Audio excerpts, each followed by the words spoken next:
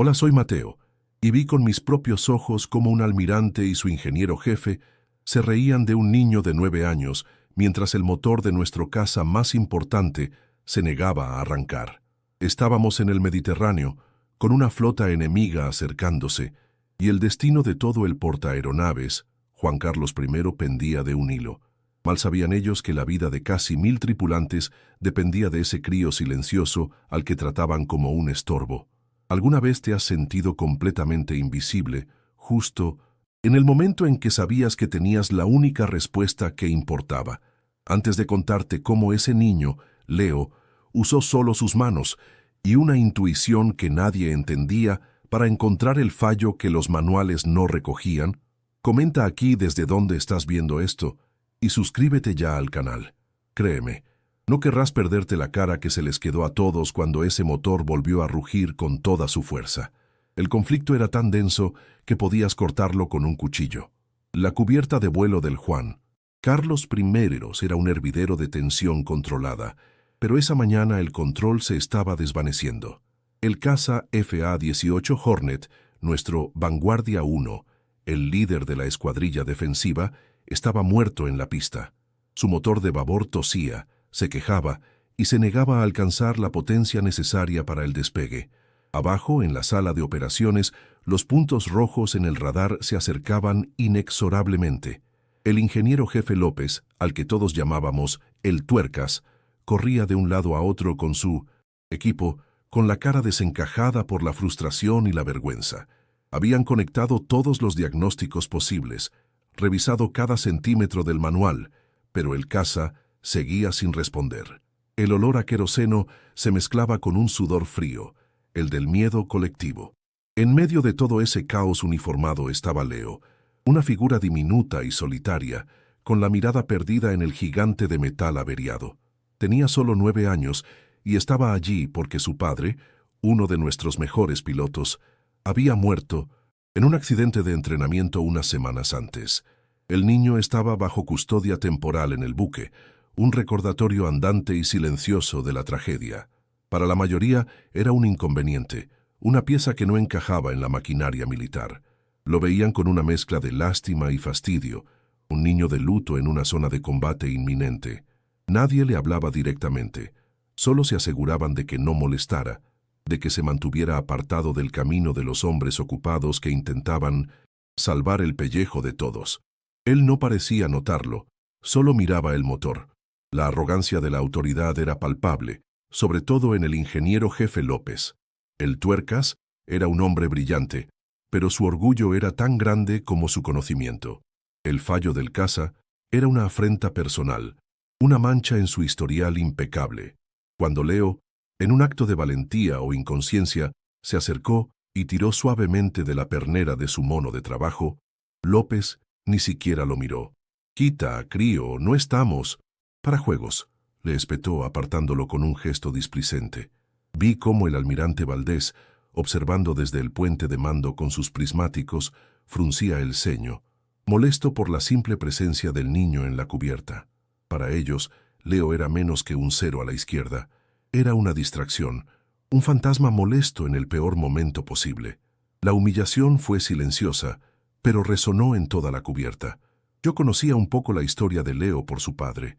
Me había contado que, en lugar de enseñarle a chutar un balón, le explicaba el corazón de un motor, los pulmones de una turbina.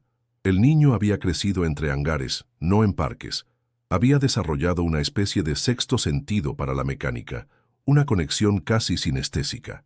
Mientras los ingenieros miraban pantallas y leían datos, Leo parecía escuchar algo más. Estaba quieto, con la cabeza ligeramente ladeada, como si estuviera descifrando una conversación secreta entre las piezas de metal.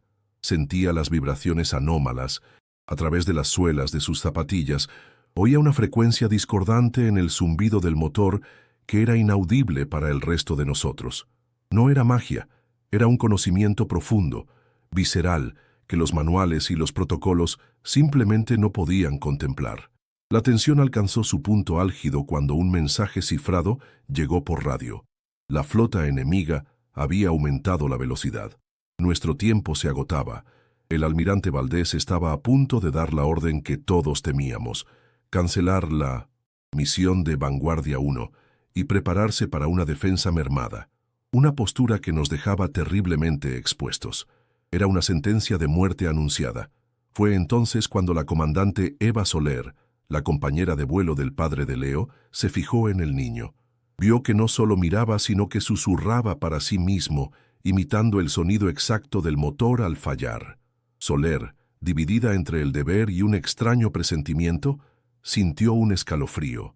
Vio en los ojos del niño una certeza absoluta, una convicción que desafiaba toda lógica. Se estaba gestando una decisión que podría costarle su carrera. La decisión de la comandante Soler cayó como una piedra en un estanque de aceite y metal. El murmullo que recorría la cubierta de vuelo se detuvo en seco, reemplazado por un silencio cargado de incredulidad y juicio. Vi a los mecánicos, hombres curtidos en 1000 averías, intercambiar miradas que lo decían todo. Era una mezcla de lástima por la comandante, que parecía haber perdido el juicio por el estrés, y de un desprecio apenas disimulado hacia la idea de que un niño pudiera tener la respuesta. El ingeniero jefe López, que hasta ese momento corría de un lado a otro, se quedó paralizado, con la cara enrojecida por una furia contenida. Para él, aquello no era solo una pérdida de tiempo, era un insulto a su profesión, a sus años de experiencia. Se estaba arriesgando el destino del buque por el capricho de una oficial y la fantasía de un crío. Con una determinación que helaba la sangre, la comandante Soler caminó con paso firme hacia el puente de mando, donde el almirante Valdés observaba la escena con una ira glacial. No gritó, no suplicó. Se plantó frente a él, con la espalda recta, y su voz sonó clara y firme a través del comunicador interno que yo podía escuchar desde mi puesto. Señor, dele 60 segundos al niño. No tenemos nada más que perder. Las palabras quedaron suspendidas en el aire tenso. El almirante no respondió de inmediato. Sus nudillos estaban blancos de minones entre un apretar la barandilla. Podías ver la guerra que se libraba en su interior, la lógica militar contra la más pura y absoluta desesperación. Finalmente, sin apartar la vista del caza averiado, hizo un gesto seco y cortante con la cabeza. No fue una aprobación, fue una rendición furiosa, un haga lo que quiera, esto ya es su responsabilidad. Fue entonces cuando la injusticia se hizo espectáculo. Todas las miradas se clavaron en Leo, que seguía junto a la comandante Soler. Ella le puso una mano en el hombro y le susurró algo. El niño asintió, y con una calma que contrastaba brutalmente con el caos circundante, caminó hacia el gigantesco motor del FA-18. Era una imagen surrealista. Esa pequeña figura, con sus zapatillas gastadas y su camiseta, avanzando hacia el corazón de una máquina de guerra de millones de euros, mientras un centenar de hombres adultos lo observaban como si fuera un bicho raro. Vi a un par de mecánicos jóvenes tapándose la boca para reír, y al jefe López cruzarse de brazos, con una sonrisa cínica que parecía decir: «Adelante, ilumínanos». Sentí una punzada de vergüenza ajena, una rabia impotente por la humillación pública a la que estaban sometiendo a ese niño. Leo no miró ni un solo monitor, no tocó ninguna herramienta. Hizo algo que nadie esperaba. Llegó junto a la entrada de aire de la turbina, se detuvo y, en lugar de mirar, puso su pequeña palma sobre el fuselaje frío de la carcasa del motor. Luego cerró los ojos. Se quedó así, completamente inmóvil, durante unos segundos que parecieron una eternidad. El viento de la cubierta le agitaba el pelo y él parecía estar en su propio mundo, ajeno a las miradas burlonas y a la presión del tiempo. Recordé entonces algo que su padre me contó una vez, entre risas, en la cantina, que no le enseñaba a Leo a leer manuales, sino a escuchar el corazón de los motores, a sentir sus dolencias como si fueran seres vivos. En ese momento, entendí que no estaba jugando, estaba diagnosticando. La tensión se rompió con un grito desde la torre de control que nos erizó la piel a todos. «Contacto radar, la flota enemiga ha acelerado, repito, han acelerado. Tiempo estimado de impacto reducido a 12 minutos». La voz del almirante Valdés Resonó entonces por los altavoces de la cubierta, dura como el acero. Comandante Soler, se le acaba el tiempo a su experimento. El cinismo en su tono era evidente. Cada segundo que pasaba era un clavo más en el ataúd de nuestra defensa. El jefe López miró su reloj con una expresión de triunfo amargo, como si estuviera esperando el momento de decir, «Se lo dije». La oportunidad de Leo se estaba evaporando y con ella la poca esperanza que había logrado encender la comandante. El aire se volvió irrespirable, cargado con el peso de un fracaso inminente. Justo en ese instante, Leo abrió los ojos. No parecía asustado ni presionado. Se giró lentamente hacia la comandante Soler, que lo miraba con el corazón en un puño. El niño levantó su pequeño brazo y señaló un punto concreto del motor, una pequeña placa de acceso casi invisible, muy por debajo de donde el equipo de López había estado trabajando. Y entonces susurró unas palabras que solo Soler y yo, que estaba lo bastante cerca, pudimos oír. No fue un diagnóstico técnico, fue algo mucho más simple y profundo. «No es el ordenador», dijo con una voz clara y serena.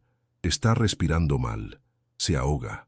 La frase era tan infantil, tan absurdamente simple, que el mecánico que estaba más cerca soltó una carcajada nerviosa.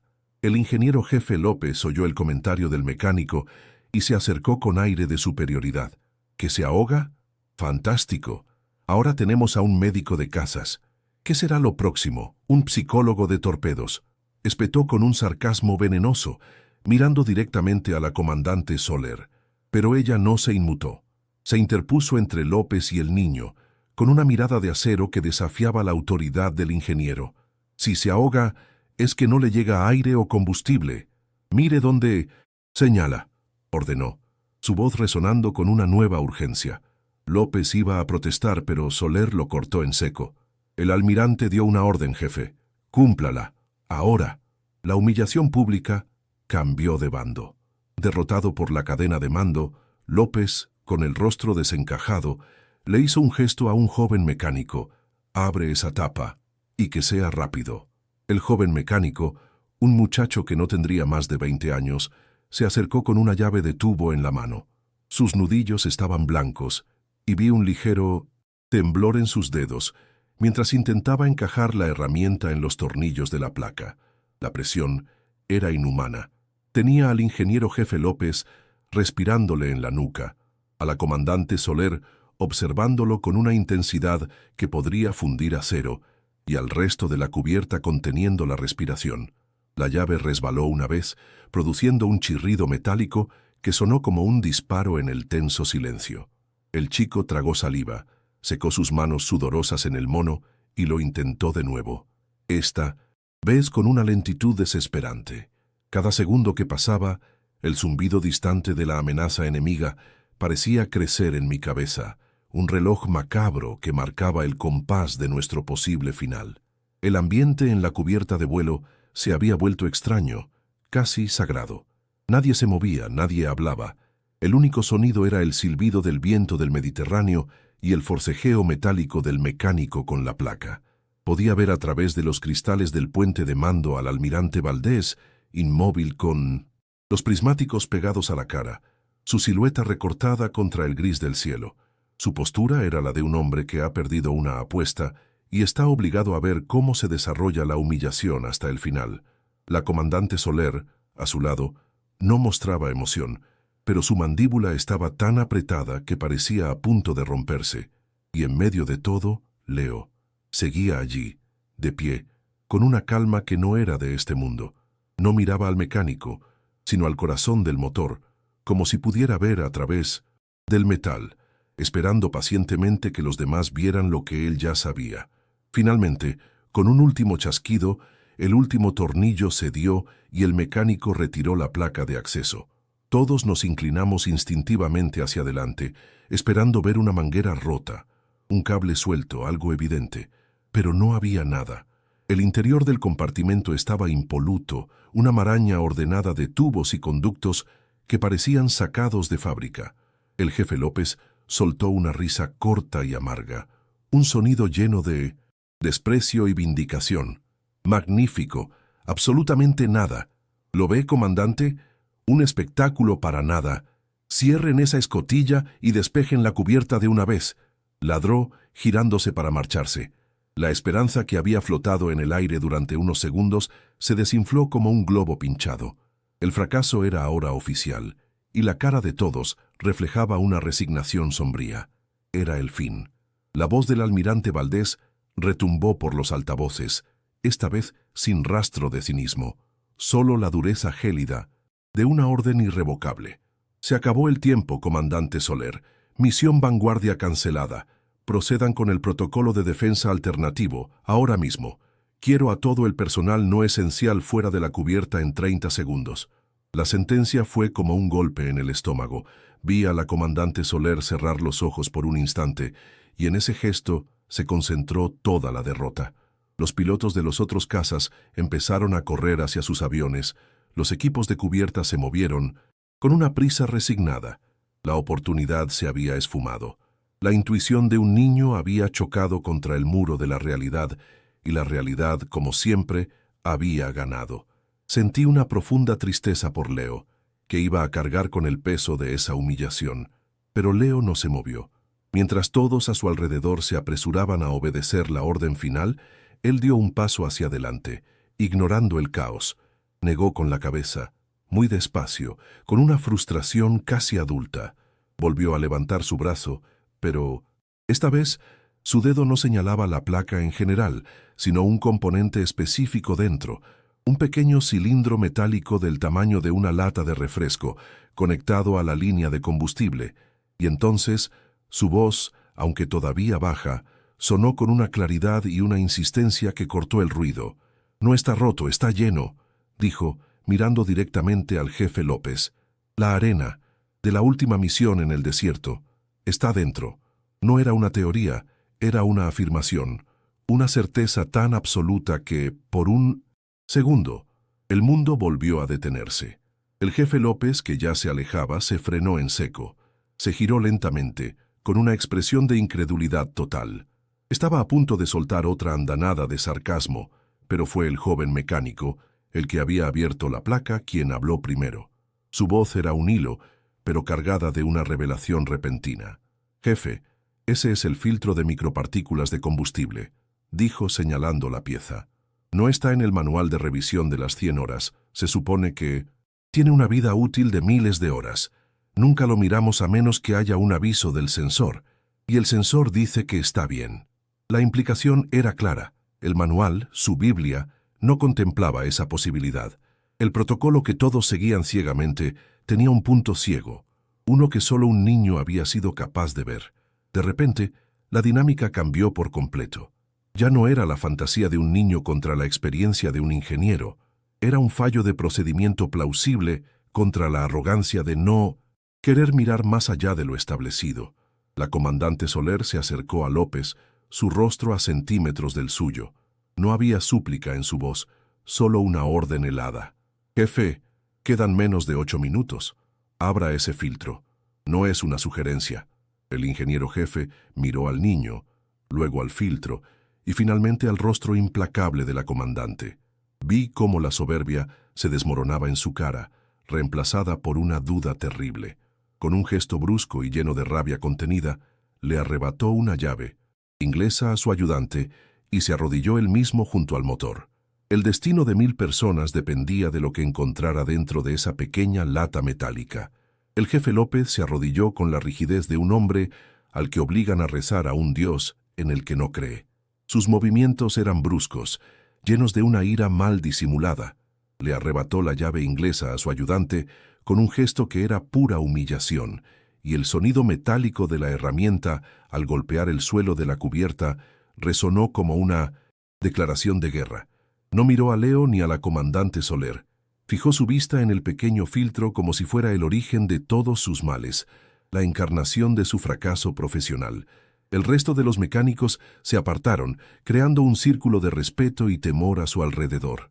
Podía sentir sus miradas clavadas en su espalda, una mezcla de lealtad a su jefe y una curiosidad morbosa por ver cómo terminaba aquella locura.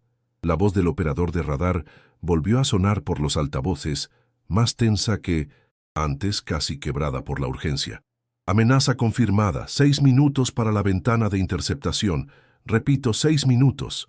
El tiempo se había convertido en un enemigo físico, una pared que se nos venía encima.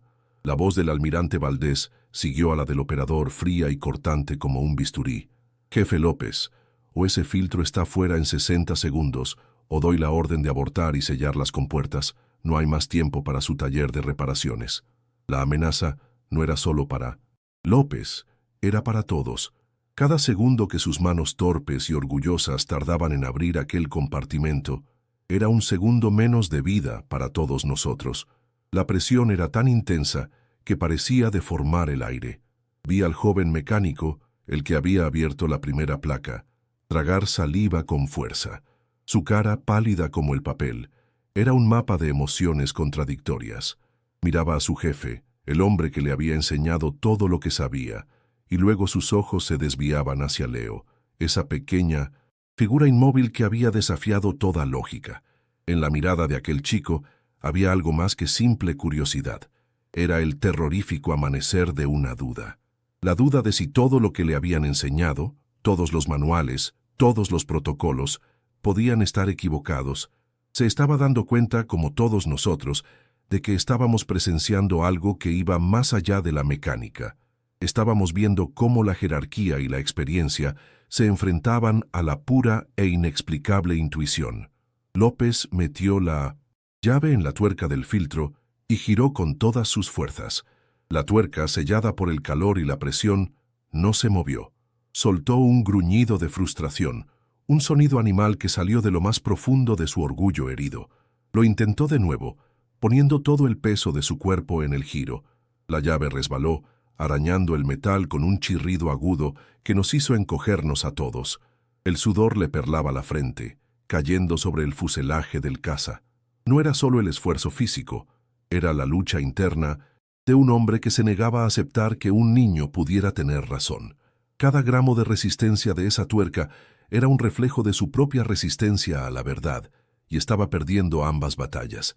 En medio de esa tensión palpable, la comandante Soler permanecía como una estatua de voluntad inquebrantable. No miraba a López ni a su forcejeo. Sus ojos estaban fijos en Leo, y en su mirada había una confianza tan absoluta que resultaba casi hipnótica. Había apostado su carrera, la seguridad del buque y la vida de la tripulación a la palabra de un niño, y no iba a parpadear ahora. Y Leo seguía en su propio mundo.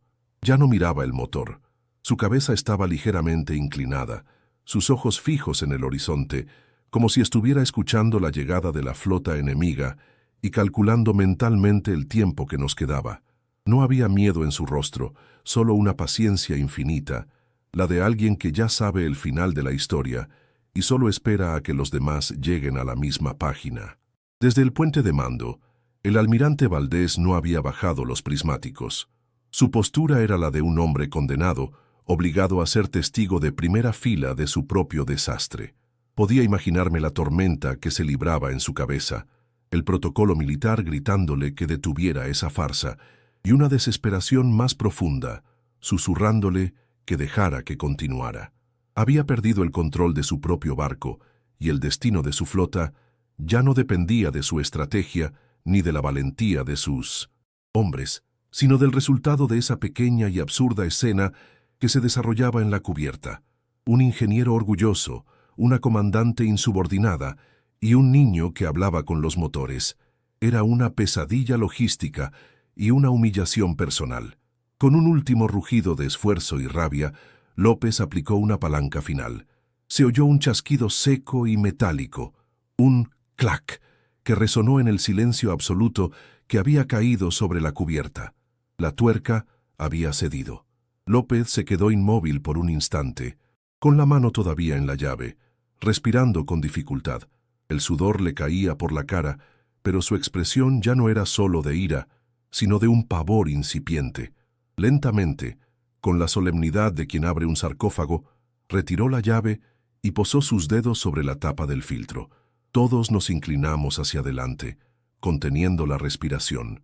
El mundo entero se había reducido a ese pequeño cilindro de metal. La verdad, para bien o para mal, estaba a un solo giro de muñeca de distancia. Las manos del jefe López, que antes se movían con la furia de un hombre insultado, ahora temblaban con la precisión de un cirujano realizando una operación a vida o muerte. Desenroscó la carcasa del filtro con una lentitud que era pura agonía, cada giro de la muñeca seguido por el silencio colectivo de toda la cubierta. El almirante, en el puente, parecía una estatua de piedra. La comandante Soler ni siquiera respiraba. Finalmente, la tapa se liberó. López la apartó con cuidado y metió 2 dedos en el compartimento. Sus movimientos eran los de un hombre que introduce la mano en la boca de un león sin saber si encontrará una presa o la propia muerte. El destino de casi 1000 almas estaba, literalmente, en la punta de sus dedos, y el peso de esa responsabilidad era visible en cada músculo tenso de su rostro. Extrajo el filtro, un pequeño cilindro metálico que parecía absurdamente inocente. Lo sostuvo en la palma de su mano, examinándolo bajo la dura luz de la cubierta. A primera vista, parecía impecable. Pude ver cómo una oleada de alivio amargo recorría su rostro. Estaba a punto de hablar, de lanzar su victoria a la cara de la comandante Soler, de declarar aquella farsa terminada. Vi cómo se formaba una sonrisa de suficiencia en sus labios, el tipo de sonrisa que precede a una humillación pública. Se preparó para decir, «Lo veis, no hay nada», para restaurar su autoridad y poner fin a aquella locura. Por un instante, todos creímos que el niño se había equivocado, que la esperanza no era más que una ilusión y que nuestro final estaba sellado. El silencio se hizo aún más pesado, cargado de decepción. Pero entonces, mientras giraba el filtro para mostrar su supuesta inocencia, ocurrió algo. Un finísimo hilo de polvo pálido, casi imperceptible, se deslizó desde la malla metálica. Era arena, arena del desierto, del color de las dunas de nuestra última misión en Oriente Medio. Cayó sobre su guante oscuro y manchado de aceite, formando un pequeño y condenatorio montículo de evidencia. La sonrisa de López se congeló en su rostro, luego se desmoronó como un castillo de naipes. Su expresión pasó de la arrogancia a la incredulidad más absoluta, y luego al puro y desnudo pánico. El joven mecánico a su lado soltó un grito ahogado. Lo imposible, lo que desafiaba todos los manuales y años de experiencia, acababa de materializarse ante nuestros ojos. El niño tenía razón. «Sustitúyelo, ahora». La voz de la comandante Soler fue un latigazo que rompió el hechizo. El jefe, López, todavía en shock, dejó caer el filtro obstruido como si quemara. El joven mecánico, reaccionando por puro instinto, ya corría hacia el carro de herramientas, sacando una pieza nueva de su envoltorio de plástico con una velocidad que nunca le había visto. El altavoz nos recordó la cruda realidad. 4 minutos, la ventana de interceptación se cierra. No había tiempo para el asombro, solo para la acción. El destino del buque seguía pendiendo de ese pequeño cilindro. El mecánico le entregó el filtro nuevo a López, quien lo tomó con manos que ya no eran arrogantes, sino reverentes. La jerarquía se había invertido. Ahora era él quien obedecía, no por rango, sino por la aplastante evidencia de la verdad. López instaló el nuevo filtro con una rapidez que desmentía su anterior torpeza. Sus movimientos, despojados de todo orgullo, eran ahora los de un hombre que lucha por redimirse. Apretó la tuerca con un par de giros secos y precisos y luego se levantó. No dijo nada. Simplemente miró a la comandante Soler y asintió una sola vez. Un gesto cargado de una disculpa silenciosa y un respeto recién nacido. Sus ojos se encontraron por un instante, y en esa mirada se transmitió todo lo que no se podía decir con palabras. Luego, su vista se desvió hacia Leo. El niño seguía allí, tranquilo, observando la escena con la serenidad de quien sabía el resultado desde el principio. No había triunfo en su rostro, solo una silenciosa afirmación. Era el único que no parecía sorprendido. La comandante Soler no esperó más confirmación. Saltó de nuevo a la cabina del FA-18 con la agilidad de un felino.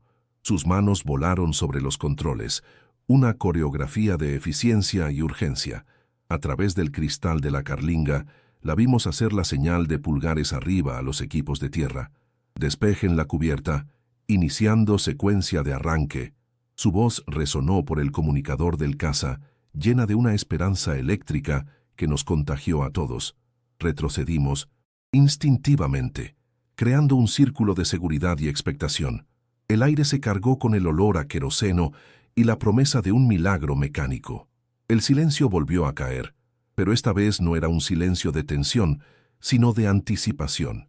Toda la cubierta contuvo la respiración, esperando el veredicto final del motor. Soler empujó la palanca de gases. El motor tosió una vez, un sonido gutural que hizo que el corazón de todos en la cubierta diera un vuelco. Un jadeo colectivo recorrió a la tripulación. Por un segundo horrible, pareció que nada había cambiado, pero entonces, en lugar de silencio, un estruendo profundo comenzó a crecer, convirtiéndose en un rugido ensordecedor, perfecto y atronador. El sonido de la pura potencia, un crescendo impecable que vibró en cada hueso de nuestro cuerpo y sacudió la cubierta de vuelo.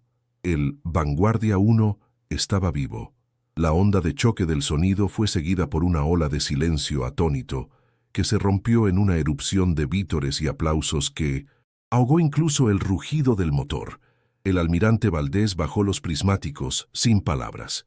Y López miraba de la pantalla de su tableta, que ahora mostraba lecturas perfectas, al pequeño niño que nos había salvado, su rostro una máscara de incredulidad y un respeto que nacía de las cenizas de su orgullo.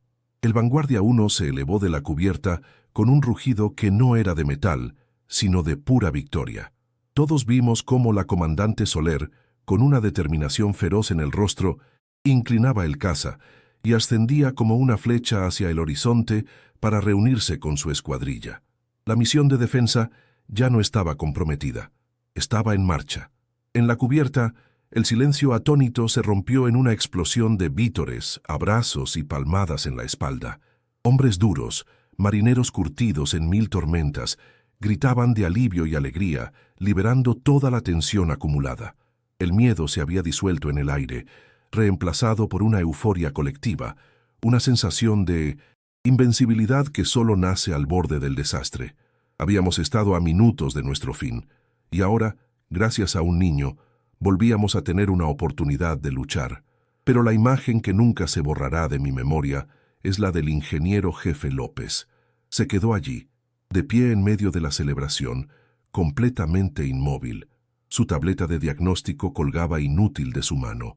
Miraba la estela de humo que dejaba el caza en el cielo, y su rostro, antes una máscara de arrogancia y desprecio, era ahora un lienzo de pura conmoción. Lentamente, bajó la vista y sus ojos encontraron a Leo. Caminó hacia él, abriéndose paso entre la gente que vitoreaba, y se detuvo justo delante. No dijo una palabra. No podía. Simplemente se arrodilló, poniendo una rodilla en el suelo de la cubierta, y le tendió la mano. No como un adulto a un niño, sino como un aprendiz a su maestro. Leo, con su calma habitual, le estrechó la mano. Fue la disculpa más elocuente que he visto en mi vida. En cuestión de horas, Leo dejó de ser el niño fantasma, el recordatorio incómodo de una tragedia. Se convirtió en una leyenda.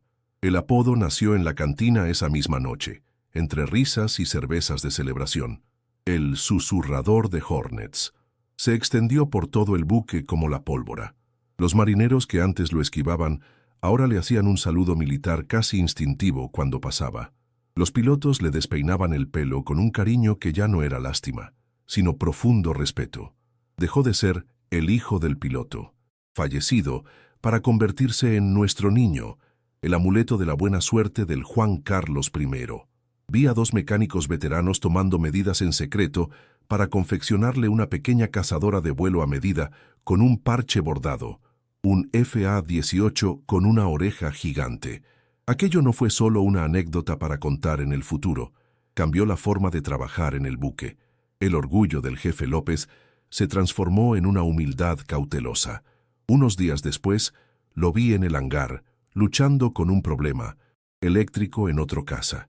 Después de una hora de frustración, levantó la vista, buscó a Leo que estaba sentado en un rincón dibujando en un cuaderno, y le dijo con una voz sorprendentemente suave: «Leo, ¿te importaría echar un vistazo?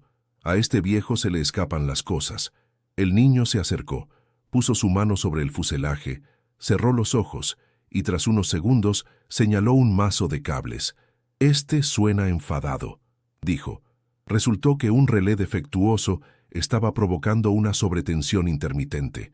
A partir de ese día, su segunda opinión se convirtió en un paso no oficial pero obligatorio en cualquier reparación complicada. El momento más significativo, sin embargo, ocurrió una semana después, lejos de las miradas de la tripulación. El almirante Valdés me pidió que llevara a Leo a su despacho. Entramos en la silenciosa habitación, que olía a madera y a mar. El almirante no estaba detrás de su imponente escritorio, sino de pie junto a la ventana, mirando el océano. Se giró, y en su rostro no había rastro del comandante severo, solo el de un hombre agradecido. Se agachó hasta quedar a la altura de Leo y de su propia guerrera desprendió una de sus medallas al mérito naval. Con un cuidado infinito, la prendió en la pequeña cazadora de vuelo que los mecánicos ya le habían regalado al niño. «Tu padre», dijo Valdés con la voz rota por la emoción, «estaría más orgulloso de lo que puedas imaginar, hijo. Nos has enseñado a todos una lección». Ese día, la tripulación del Juan Carlos I aprendió que los activos más poderosos en una guerra no siempre están hechos de acero y que el verdadero genio no necesita llevar uniforme. Aprendimos que a veces la respuesta más importante no se encuentra en un manual de 1000 páginas ni en un sensor de millones de euros, sino en la intuición pura de alguien a quien el sistema ha decidido ignorar. Vimos cómo la arrogancia puede cegar al más experto y cómo la humildad puede salvar a todos. La historia de Leo se convirtió en un recordatorio constante de que debemos escuchar esas voces pequeñas y silenciosas, porque a menudo son las que contienen las verdades más grandes. Si conoces a alguien que necesita escuchar este mensaje de autoconfianza, que siente que su talento es invisible para el mundo, por favor, comparte este vídeo con esa persona. No te olvides de suscribirte para más historias sobre encontrar tu propio camino, incluso cuando nadie más cree en él. Gracias por escuchar. El rugido del Vanguardia 1 al despegar no fue solo el sonido de una victoria militar, fue el sonido de una leyenda naciendo en la cubierta de vuelo. La historia de lo que ocurrió esa mañana se extendió por el Juan Carlos I más rápido que cualquier orden oficial. Dejó de ser un rumor para convertirse en el relato fundacional de nuestra travesía. Leo, el niño que había sido un fantasma silencioso, un recordatorio andante de la pérdida, se transformó en el susurrador de Hornets. Ya no era el crío al que había que apartar para que no molestara. Se convirtió en un símbolo de algo que todos habíamos olvidado, que a veces las soluciones más extraordinarias provienen de las fuentes más inesperadas y que la verdadera fuerza no siempre reside en la jerarquía, sino en la capacidad de ver lo que otros ignoran. La transformación más profunda, sin embargo, se produjo en aquellos que más se habían resistido. Vi al ingeniero jefe López, días después, detenerse en medio de una reparación compleja, mirar a su equipo y decir: «Un momento, preguntemos al experto». Y no se refería a un manual, sino a Leo. Su orgullo, antes una muralla infranqueable, se había convertido en una humildad que le hacía mejor profesional. Y el almirante Valdés, aquel hombre de acero, cuya autoridad parecía tallada en piedra, demostró que el verdadero liderazgo no es no equivocarse nunca, sino saber reconocer un error y honrar a quien te ha salvado. La medalla que prendió en la pequeña cazadora de Leo no era solo un trozo de metal, era el reconocimiento de que la sabiduría no entiende de edad ni de galones y que su barco se había salvado gracias a ello. Para Leo, el Juan Carlos I dejó de ser la tumba flotante de sus recuerdos paternos. Se convirtió en su hogar. Encontró una nueva familia entre los mismos hombres que, semanas antes, apenas reparaban en su existencia. El hangar, que antes era el eco de la ausencia de su padre, se transformó en su propio reino, un lugar donde su don único no solo era aceptado, sino celebrado. Cada vez que ponía su mano sobre un motor, No solo estaba diagnosticando una máquina, estaba manteniendo viva la conexión con su padre, transformando el dolor de su pérdida en un propósito que daba vida y seguridad a los demás. Encontró su lugar en el mundo en el sitio más improbable, demostrando que incluso en medio de la guerra y el luto, se puede construir un futuro. Aquel día, la tripulación del Juan Carlos I aprendió una lección que ningún manual de estrategia naval podría enseñar jamás. Aprendimos que los activos más poderosos en un conflicto no siempre están hechos de acero y pólvora, y que el verdadero genio no necesita llevar uniforme ni ostentar un rango. Comprendimos que en la rigidez de nuestros protocolos y en la soberbia de nuestra experiencia, habíamos estado a punto de ignorar la única voz que realmente importaba, la de un niño que no miraba los datos, sino que escuchaba el corazón de la máquina. Nos recordó que la verdad a menudo susurra en lugar de gritar, y que nuestra tarea más importante es aprender a escucharla, sin importar lo pequeña o insignificante que parezca la voz que la pronuncia. Si conoces a alguien que necesita escuchar este mensaje de autoconfianza, que siente que su talento es invisible para el mundo, por favor, comparte este vídeo con esa persona. A veces, todo lo que necesitamos es que alguien crea en nosotros cuando nadie más lo hace. No te olvides de suscribirte para más historias sobre cómo encontrar tu propio camino, incluso cuando desafía toda lógica y expectativa. Gracias por haber escuchado hasta el final.